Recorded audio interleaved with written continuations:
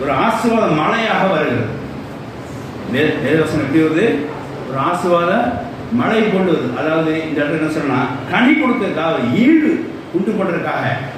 ஒரு வறட்சி இருக்கும், ஆனா உங்களுக்கு கனி கொடுக்க முடியாம இருப்பீங்க. அதனால அப்ப அந்த இடத்துல நீங்க கனி கொடுக்க முடியாம மாறணும்னா, ஒரு ஆவிக்குரிய கனி கொடுக்க மாறணும்னா அந்த இடத்துல வேதவசனம் வேணும். வேதவசனம் உங்களை ஆவிக்குரிய கனி கொடுக்கிறதுக்கு பயன்படுத்தப்படும். அப்போ ஒரு வேதவசனம் உங்களுக்கு கனி கொடுக்கிறதாய் மாற்றும்.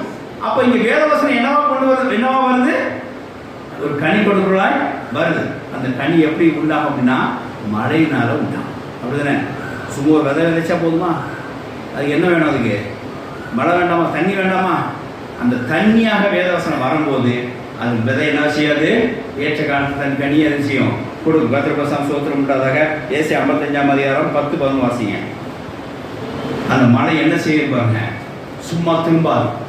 அது போய் பூமியில போய் ஒருவனுக்கு கனி கொடுத்ததுக்கு பின்புதான் அது திரும்ப வரும். வெறுமையா மழை வந்து சேராது. அப்படியே என்னுடைய வார்த்தைகள் இருக்குன்னு சொல்லி தேவன் சொல்கிறார்.